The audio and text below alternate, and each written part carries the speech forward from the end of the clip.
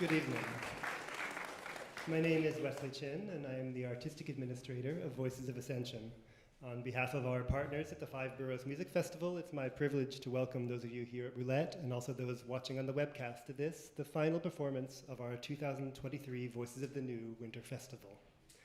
After the concert, we'll be having a brief panel discussion about tonight's program and the festival more generally as well. And if you'll indulge me for a moment, I'd like to give you a quick preview of some of the topics we might cover in this discussion. February is, of course, Black History Month. And as you'll see tonight and can review in the other two performances on our YouTube channel, we've presented a ton of music by Black composers. But we have not billed any of this as being a celebration of Black History Month. In fact, to be totally honest, when we planned this festival, we weren't thinking about Black History Month at all.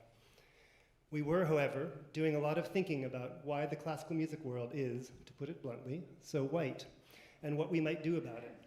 And as we developed this year's festival, our curator, Hai-Ting, envisioned an ensemble made up of professional singers from different backgrounds, and a process where the singers in the ensemble would be invited to bring their whole selves to the project, including performance and vocal styles that might be outside our usual range, and to contribute some of their favorite musical works around a central theme. Different backgrounds is often just a code for different races. But as it turns out, the backgrounds part matters too. And the program these singers have created draws from wide-ranging musical influences and composers who themselves come from a wide range of backgrounds. The concert opens with a work by Samuel Coleridge-Taylor, son of a Creole man from Sierra Leone and a white Englishwoman who was billed as the African Mahler while on tour in America in the early 1900s. From Undine Smith Moore, the Dean of Black Women Composers, from Rosephanye, Powell, Marques, Garrett, and Melanie DeMore, who I'm going to encourage you to Google later so that we can get on with the music portion of this evening. And we'll close the concert with Stevie Wonder's Sir Duke, an ode to his own musical influences from the big band era, and an arrangement of I Can Tell the World by Moses Hogan, famous conductor and arranger of spirituals. You'll also be hearing the world premiere of conductor and composer Raquel Acevedo Klein's Songs in Motion, as well as some other repertoire that Raquel will tell you a little more about during the program. We have made these concerts affordable and the web stream free, but if you like what you hear, I encourage you to consider voting with your wallet by visiting our website or clicking on the donate link in the YouTube description and help us continue to pay artists to do this kind of work.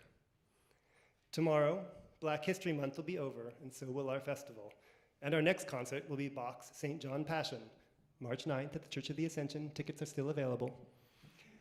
But as I mentioned, this festival wasn't created for Black History Month, and we'd like to envision a world where Black history or women's history or Hispanic history is not celebrated just during one month of the year. And our commitment to exploring diversity will continue into next season and beyond. And in the meantime, these fantastically talented musicians are waiting for me to finish talking so they can give you a great show. So please put your hands together and welcome to the stage Raquel Acevedo Klein and the Voices of Ascension singers.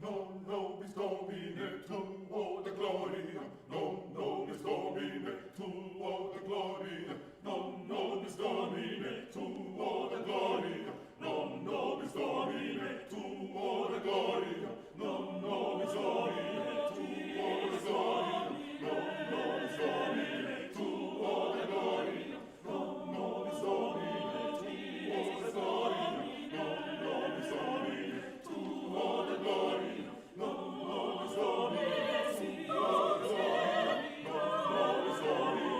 tuo de gloria, non nobis Domine, tuo de gloria, non nobis Domine, tuo de gloria, non nobis Domine, non nobis Domine, Domine, non nobis Domine, Domine, non nobis Domine, Domine, non nobis Domine, tuo de gloria, non nobis Domine, tuo de gloria, non nobis Domine, tuo de gloria, non nobis Domine, tuo de gloria, non nobis Domine, non nobis Domine, Domine, non nobis Domine, Domine, non nobis Domine, Domine, tuo de gloria.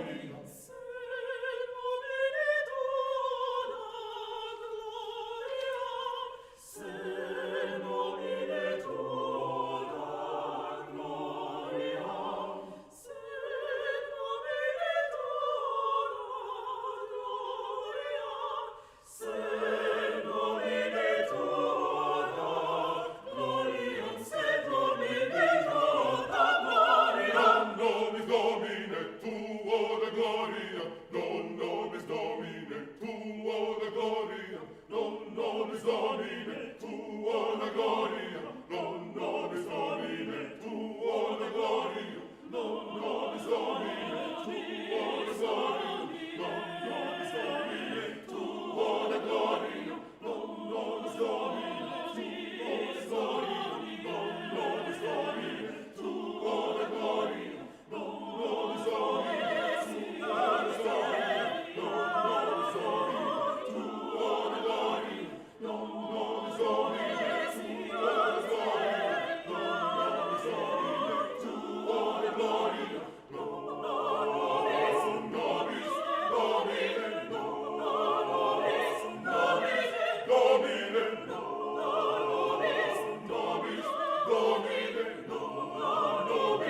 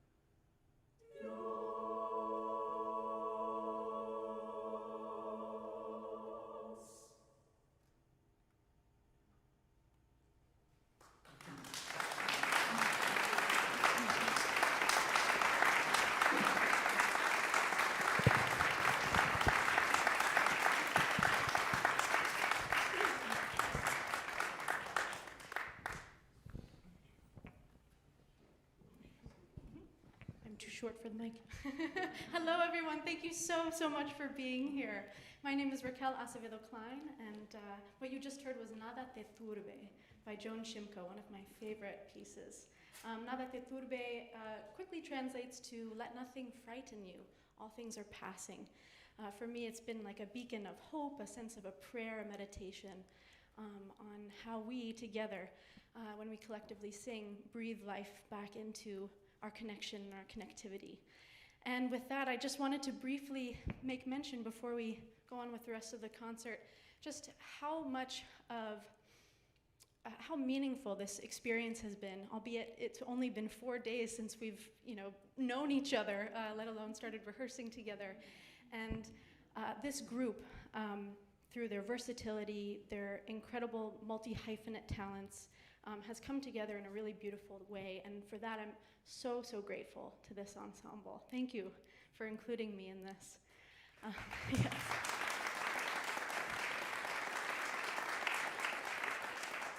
I also want to thank, of course, Voices of Ascension and Hai-Ting and Wesley and Ray for bringing us all together and really catalyzing this effort that I think breathes all of this opportunity for these voices to be heard and for all of this music to be had and for us to connect with you, the audience, in this way too.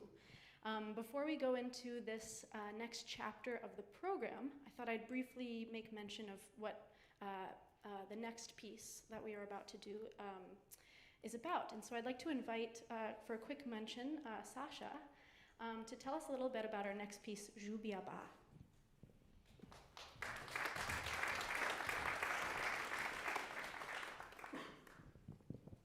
Thank you so much, Raquel. Thank you so much.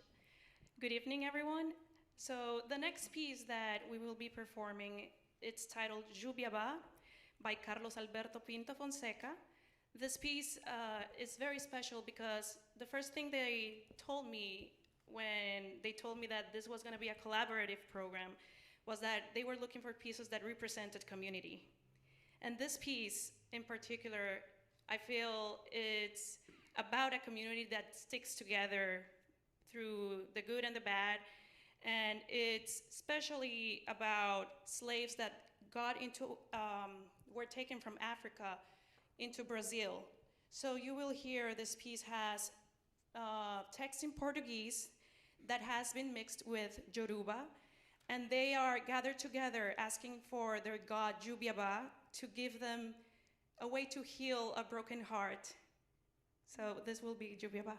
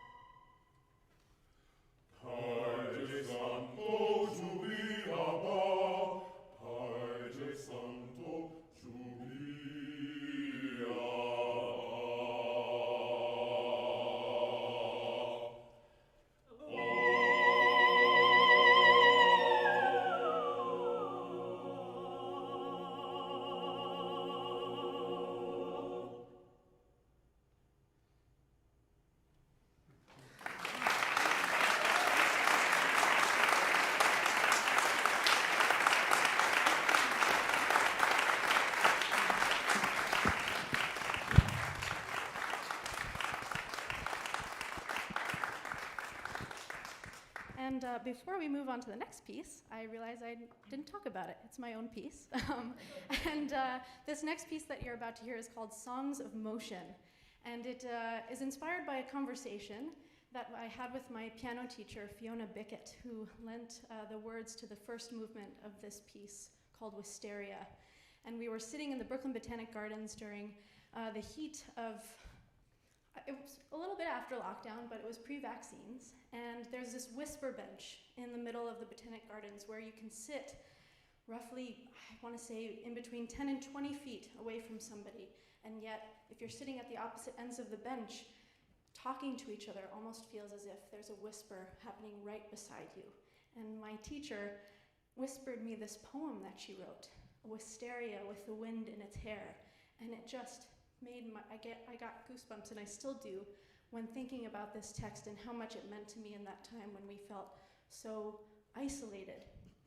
And so I thought, within the spirit of this beautiful collaboration that we've had here with Voices of Ascension and with this ensemble, this piece is about coming together amidst all that we've gone through and expressing our individuality together. And so I hope you enjoy the next set of movements of Songs of Motion. Thank you.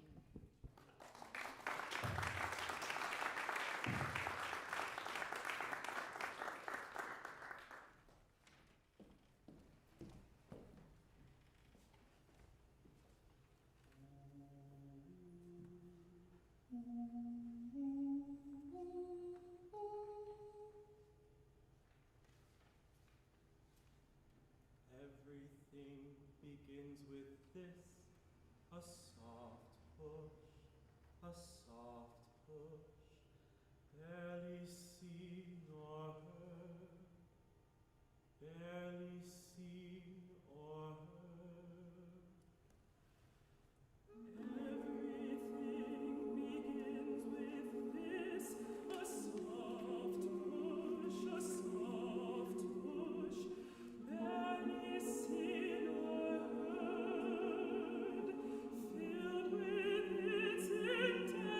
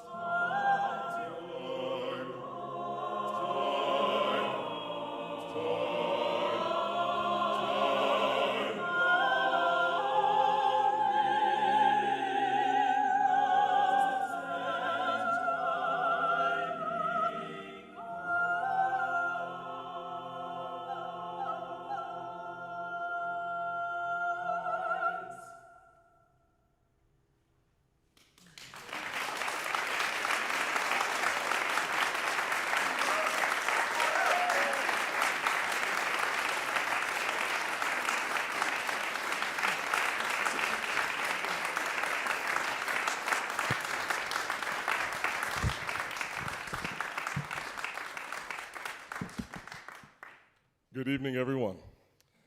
Thank you very much for being here, and on behalf of us Voices at the New, I've been chosen to speak.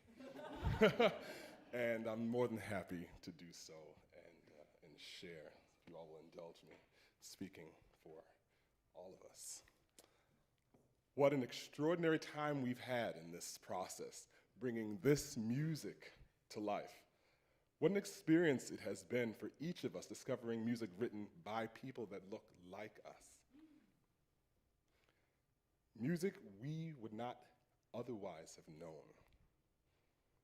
Each one of these songs was a part of one of us in some form or fashion. Now it's a part of each of us. Now it's a part of you. Thank you for being here with us for this experience. And on a more personal note, making music is my greatest joy. Not only as a professional singer, but as a music educator. I'm a choral director at a performing arts high school here in New York City.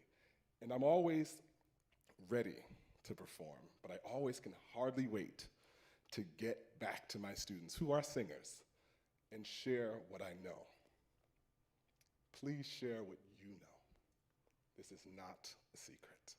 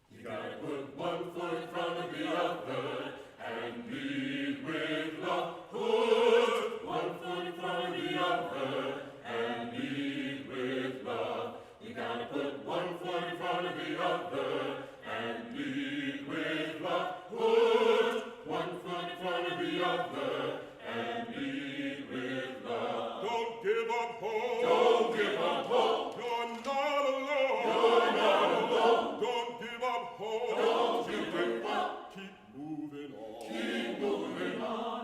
You gotta put one foot in front of the other and lead with love. One foot in front of the other and lead with love. You gotta put one foot in front of the other and lead with love. One foot in front of the other and lead with love. Lift up your eyes. Lift up your eyes Don't give despair. Look ahead. See, The path is there. you gotta put one foot in front of the other and lead with love. One foot in front of the other and lead with love. You gotta put one foot in front of the other and lead with love. One foot in front of the other and lead with love. I know you're scared. I know that you're scared. And I'm scared too. But here I am. Right yes. here with you. Right next to you. You gotta put one foot in front of the other and lead with love. One foot in front of the other. One foot. And lead with love. You gotta put one foot in front One of the foot. other One foot. and lead with love. One foot. One foot. One foot. And lead with love. And lead with love.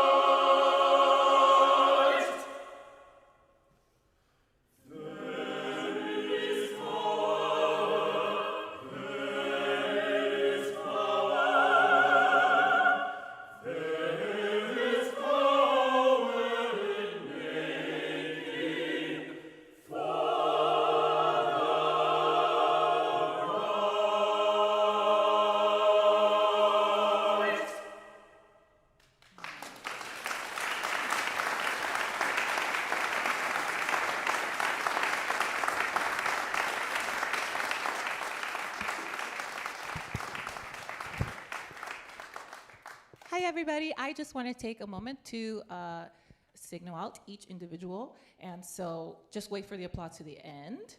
We have Rebecca, Sasha, Natalie, Davida, Marques, Marcus, Austin, Philip, Steve, Cliff, Paul. I'm Melissa, and our fierce leader, Raquel. Thank you so much.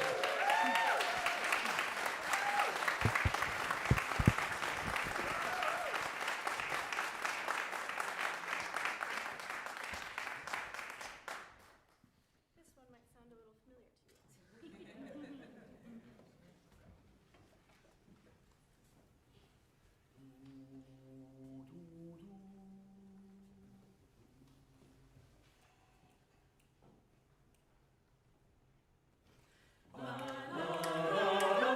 might sound a little familiar to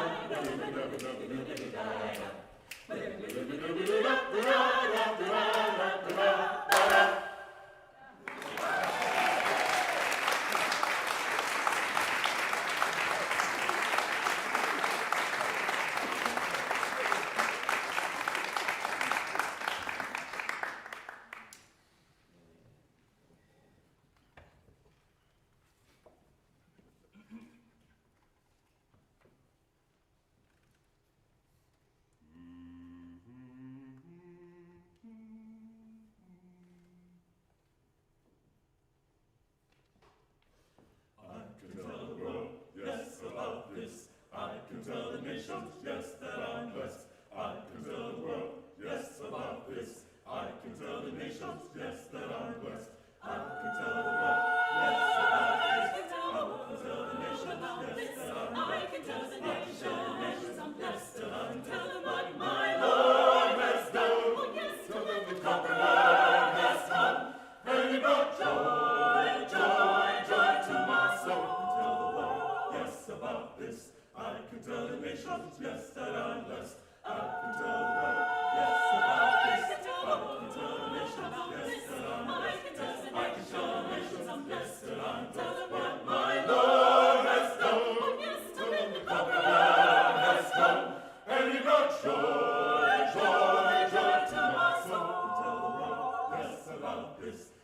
can tell the nations, yes, that I'm blessed.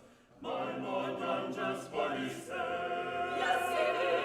Yes, he did. He healed the sick and he raised the dead. Yes, he did. Yes, he did. He lifted me when I was down. Yes, he did. Yes, he did. He placed my feet on solid ground. Yes, he did. Yes, he did. I can tell the world, yes, about this. I can tell the nations, yes, that I'm blessed. I can tell the world, yes, about this. I can tell the nations, yes, that I'm blessed. Yes, I can tell the nations, yes, that I'm blessed. What my Lord has done, till the conqueror has come. And he brought that morning, hallelujah, that morning, hallelujah. I can tell the world, yes, about this. I can tell the nations, yes, that I'm blessed. Yes, I can tell the nations, yes, that I'm blessed. What my Lord has done, till the conqueror has come. Oh Lord, he brought joy that morning, when he saved me. That morning, when he blessed me, I'll tell you how he brought this joy to my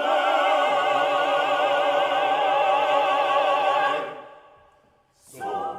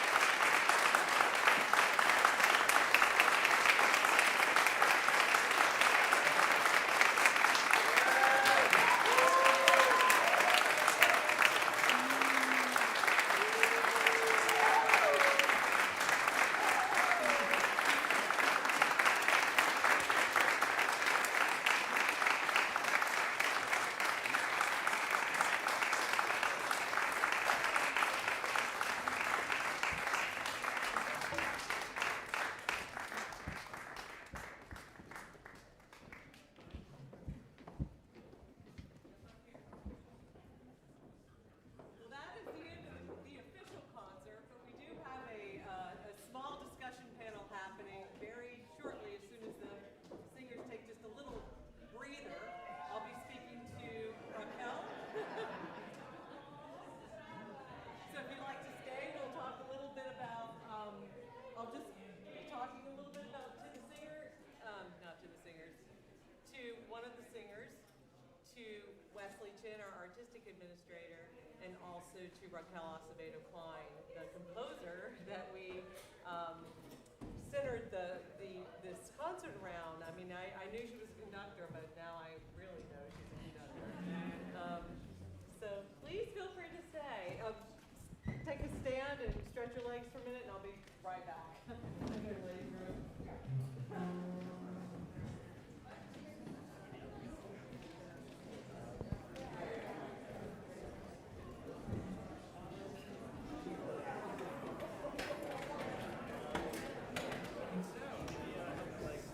Maybe just a little sound.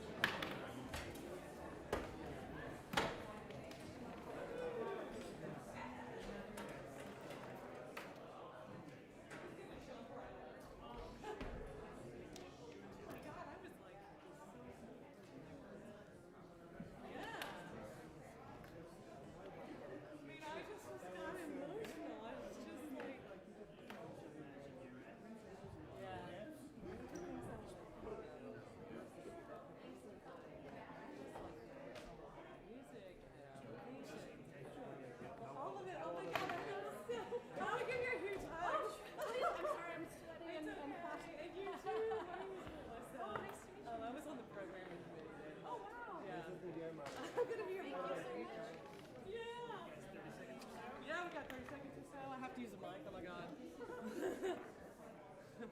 No, I had such a good time in this concert. Hey.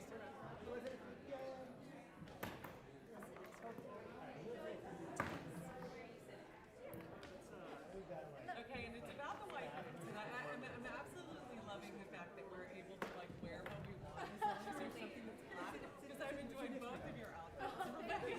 And the white boots and the gold pants. I was just like, oh my god. Also, because you should be in there. Yeah. You two should be in there. You guys can speak closer if you want. I don't know. Whenever we're on testing, I have no idea how to use this. It's okay. I know, take time. Oh my god, I love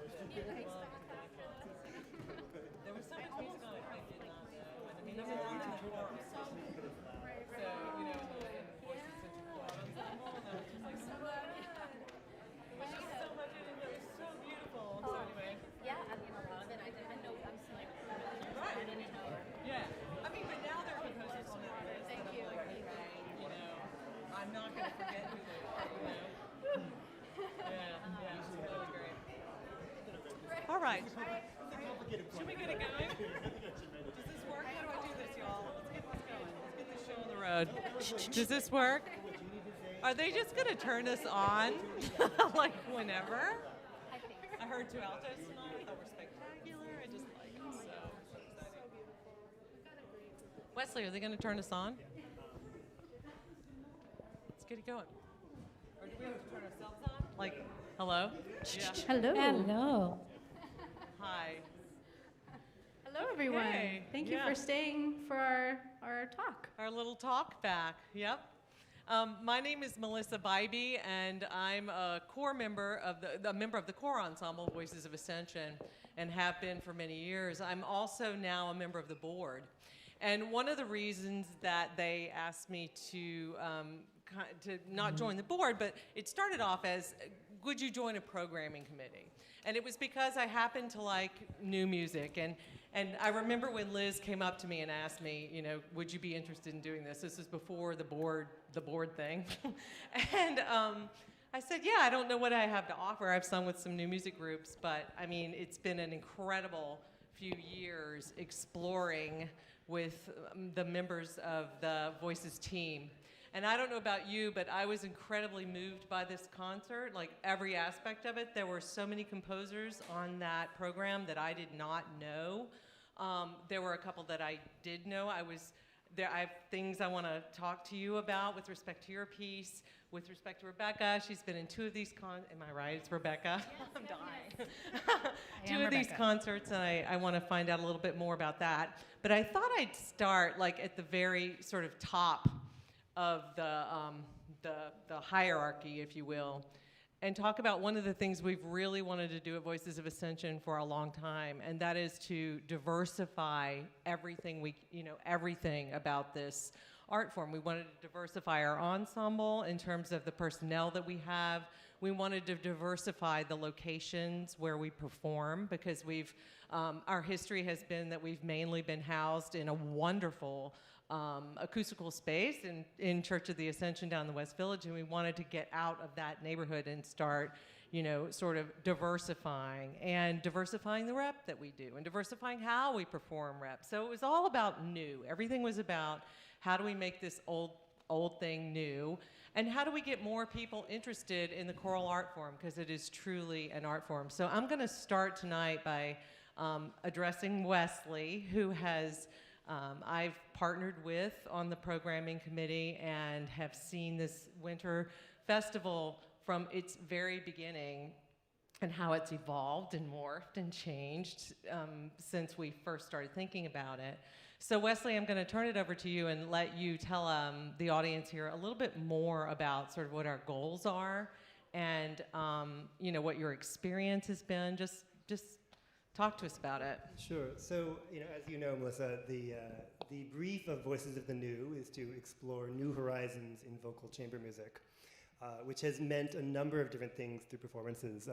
Will Healy is sitting over there, who our last performance last year was here and involved a rapper and shout house, which is a sort of fusion classical jazz hip hop instrumental ensemble, as well as 8 singers So that was stylistically very different, but also was exploring new horizons in vocal chamber music. And so we set out for this season by doing an open call for proposals, which were from composers, including, that's where we met Raquel. Well, Raquel had known many people in our organization for a long time, but Raquel proposed a piece to us. And so each of these concerts became anchored in a central piece that we'd commissioned. And Hannah is still over there too. Hi, Hannah. Hannah was the composer for the first one of these concerts, and Max Vinetz is not here tonight, but he lives in Princeton, so we'll excuse him. So we started out with these central pieces, and then we said, well, what are we going to do for the rest of the program? And then that was when Hai-Ting had been involved in a lot of conversations. Hai-Ting, in case you're wondering, Hai-Ting is my sister. It's if you're wondering which way the nepotism runs, she had been working for Voices of Ascension for a long time, and she was actually the inaugural artist for Voices of the New with a piece called Astronautica that her trio Triumphantix did. Yeah. They commissioned. Great. It was a wonderful piece. They commissioned 9 women composers, to write all new music set to using as text the words of female astronauts. And it was set to be done with video projection in the spring of 2020, which obviously didn't happen, but had a live premiere and then went on to have a life after that. So Hai-Ting had spent several years thinking a lot about just the issue of diversity and why is our field so white, and been in a lot of conversations and worked with people and been talking a lot and thinking about this. And so she came up with this vision for these set of programs where we would invite people who are outside of our orbit. She said at the first one of these talkbacks that it's a problem of not only where you find people, but who's in the room. And it's like a sort of classic old boys network problem, that you hire people who you know and who you've worked with and you feel like you know everyone, but actually you only know the people you've worked with, and who you've worked with has to do with where you've worked. And so and you only know the people in the room, already in the room. Exactly. So she went really out of her way to explore all the singing communities in New York. And sorry, I will wrap this up soon, but I discovered that I think you could say that the New York classical singing community, it's a bit of a strong word, but is sort of segregated. And I'll let Rebecca speak to this more later, but there's a whole parallel circuit out there of Black classical singers who, a few of them sing in the groups that in the whiter groups, just let's say it like it is. But there's entire sort of parallel circuits, and so Hai-Ting came up with the idea of trying to pull people from all these different groups together, and then you discover that we have all these underlying assumptions about how we sing together, and our musical training, and how we pronounce words, or how we shape different vowels, or all these things, and they differ, and we rely on these as crutches, as singers, not crutches, we rely on these to create music together. Raquel is a great conductor, but she doesn't have time to tell you every single thing. It's in a rehearsal process like this, we use this as shorthand. And so for this ensemble, we had to bring everyone together and then sort of ask the question of what do we have in common, what do we need to learn together, and how do we form an ensemble. And so then I told you the rest of it. We've then programmed the singers took a leadership role and were offered, and just instead of us deciding, they decided what to do, and they decided a ton. Even this concert which had a conductor, they decided a ton of how to do it, and so they came to give you what you just heard.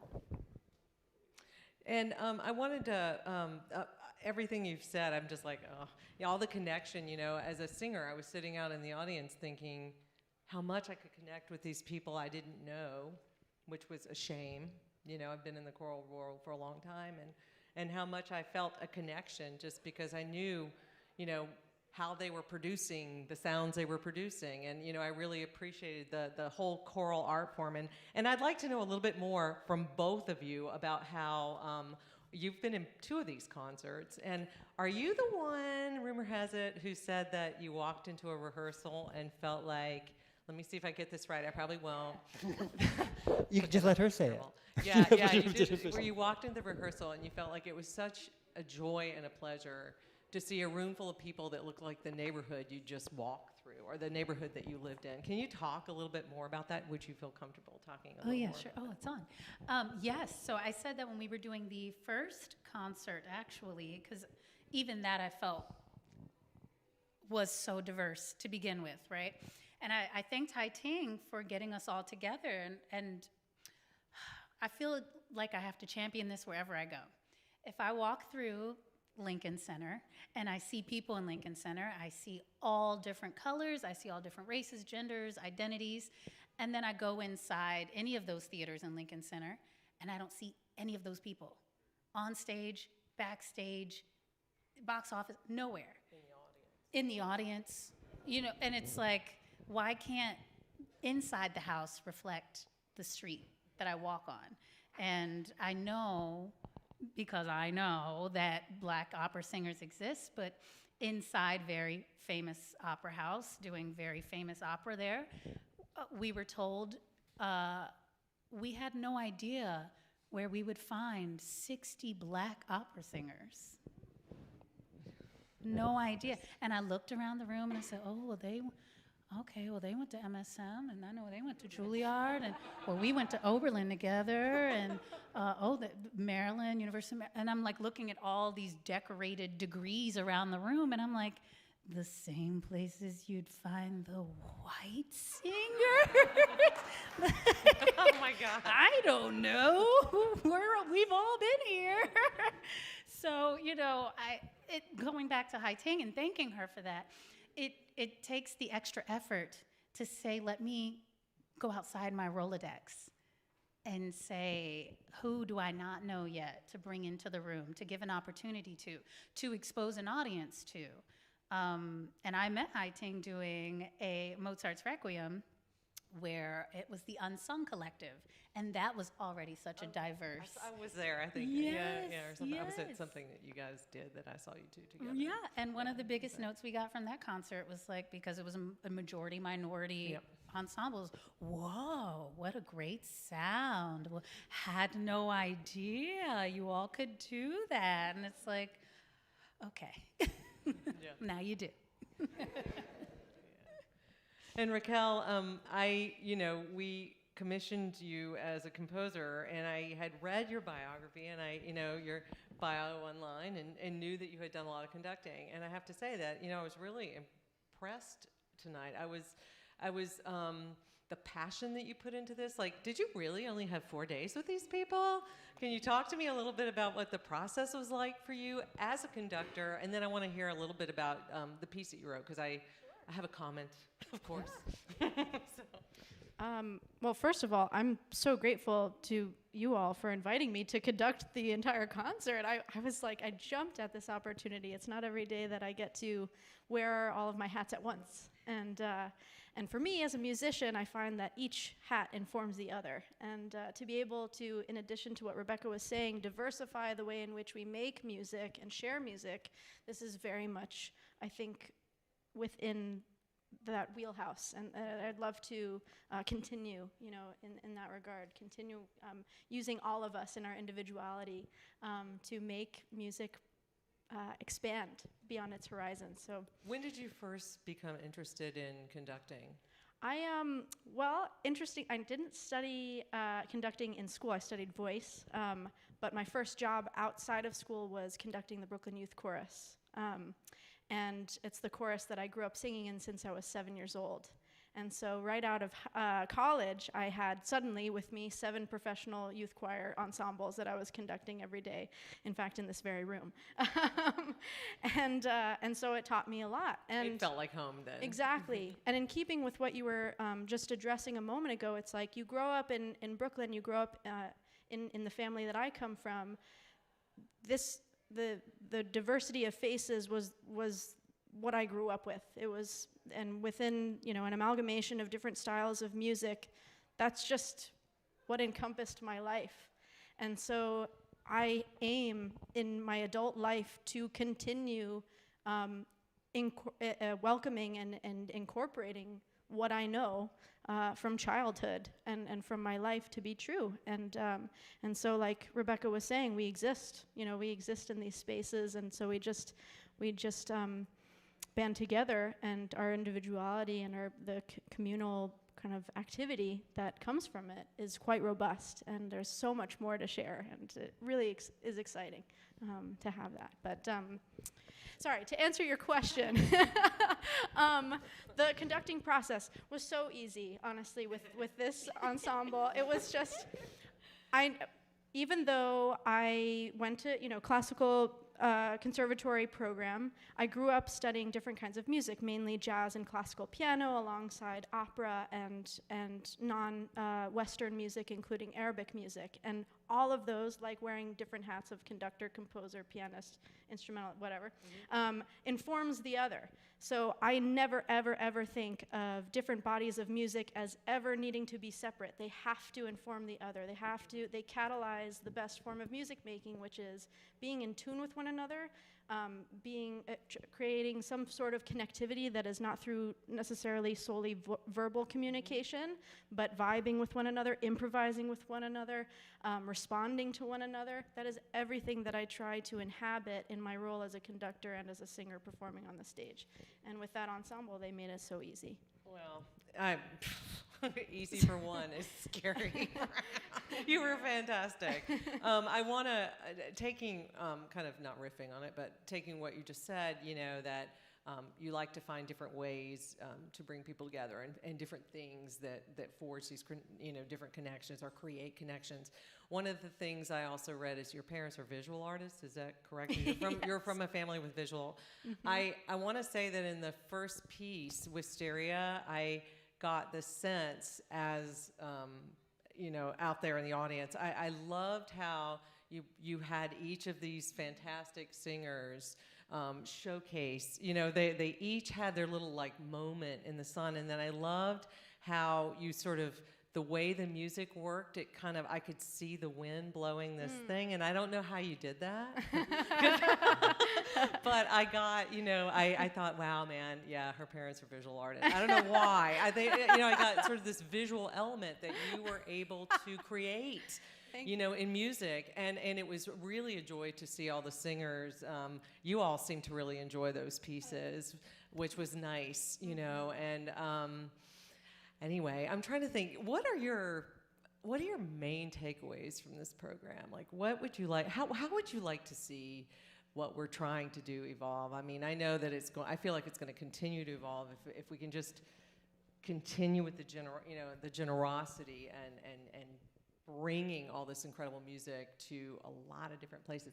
I just, we had people here from Brooklyn tonight who've never been to a Voices of Ascension concert until tonight, which was really exciting, and they were thrilled it was in Brooklyn, so talk to me. Ooh. I'd love to see more, and I know that sounds so basic, but more. I mean, I think what we've just seen in these 3 concerts is that there's such a breadth of repertoire and a community of singers. If we can keep growing this community, and you get into a rehearsal and it's like, oh yeah, I know you, but then I don't really know you, but now you're a new friend and a new colleague, and just keep expanding this network, because I think the more that we all get to know one another, we can share more information with one another. And just how you were just saying to me, you hadn't heard any of these songs before. I hadn't either, but I knew the composers. I've certainly never heard the Stevie Wonder before. And that was my pick. That would be me, though. I'm the geek here. Not really, I'm kidding. Duke. Yeah, well, building community through music, I feel like if we can feel it all over, come on. Yeah. I'd never heard it in that arrangement before, though. To be honest, I thought that was pretty amazing. I hadn't either. I just, that was the first thing I thought of when I read the title for this concert, and I was like, choral arrangements of Stardew on Google Go. And I found it. Hey. But I just would love to see more, and I don't know what the plan is for the future, but I think this is a beautiful festival and a beautiful start to something that could really bring communities together and deepen our well of knowledge of repertoire and one another. Yeah. Thank you for that. Yeah. Raquel, your big takeaway and Big like takeaway. or more than one. Go ahead. Sure.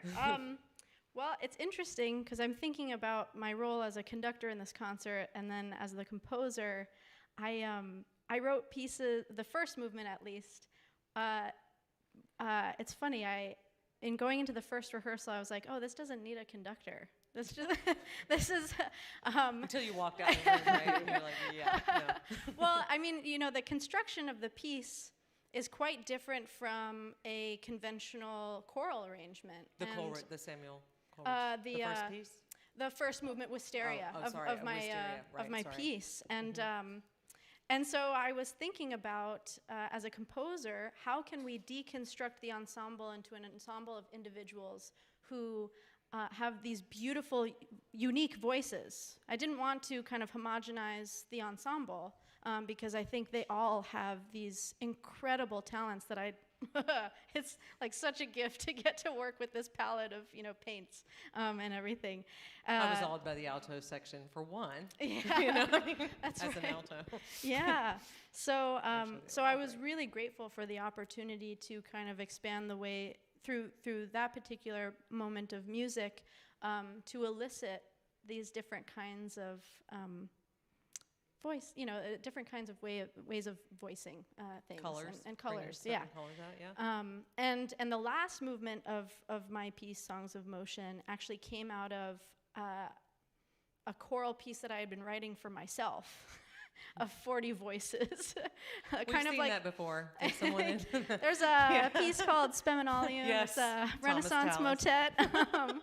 And in the heat of lockdown, I as a choral fanatic of somebody who absolutely loves choral music, I was missing the connection that I felt with from singing with people, and so I thought, why don't I create a chorus of my own voice? And that's how I composed the last piece. Mm-hmm. And so the goal and the takeaway from this performance of the whole of Songs of Motion is that I know that an ensemble is capable of expressing their individuality and their coming together in such quick succession, like all in one.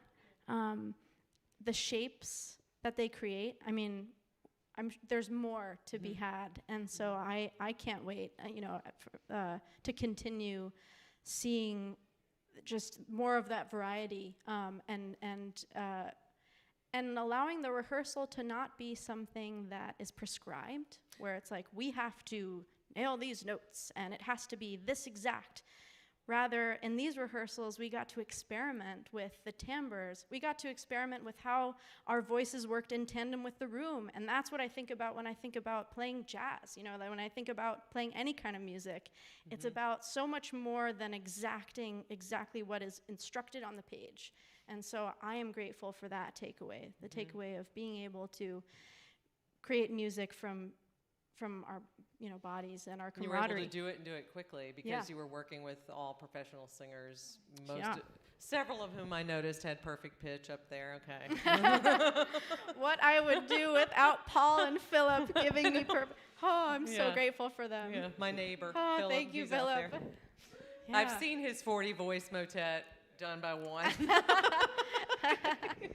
For those of you who don't know, Philip sings all 4 voice parts more than plausibly. So he had a whole pandemic project called the Choir of Chias, which is all just him recording We should 4 talk, and Philip. 8 and 40 part music. And and that kind of brings me back to like the whole Voices of the New thing. Like Liz Norman is out there. I'm staring at her. One of her ideas for it was to showcase that the choir members are not just a lot of them, us, I guess, are really talented individuals with a lot of ideas, and when we go into a normal choir rehearsal, especially, when we are doing the masterworks, there's a lot to be thought about. There are orchestras, et cetera.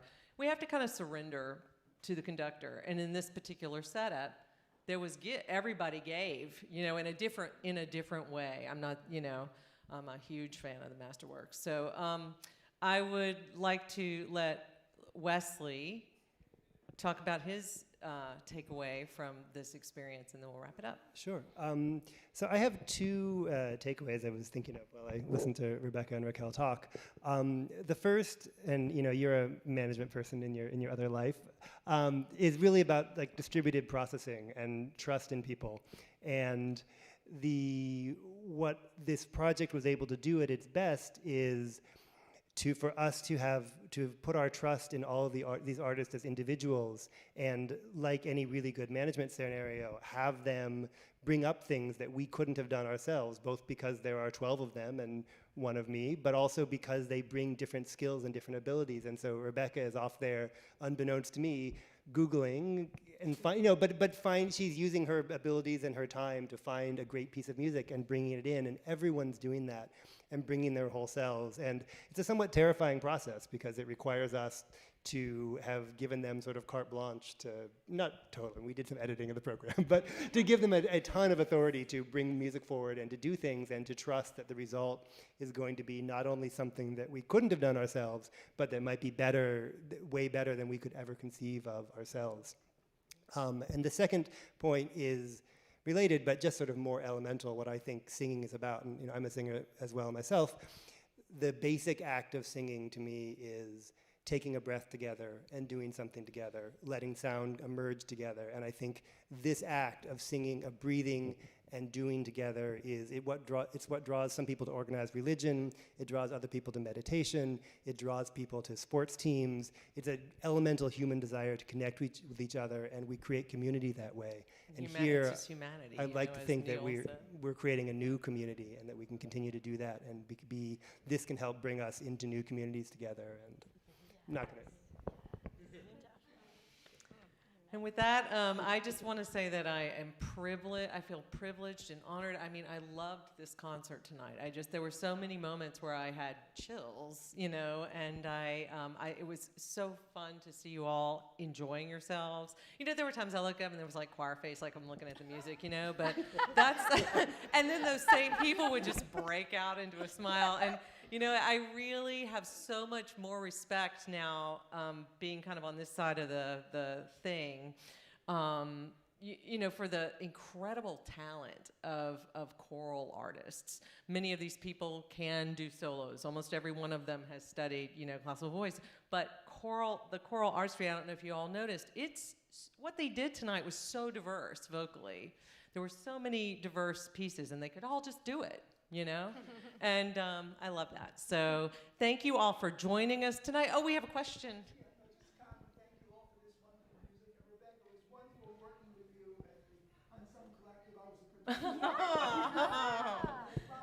producer. Thank you. Oh my gosh, I have to come shake your hand.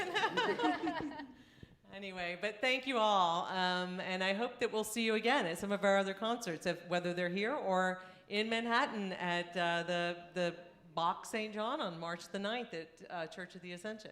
Thank you all.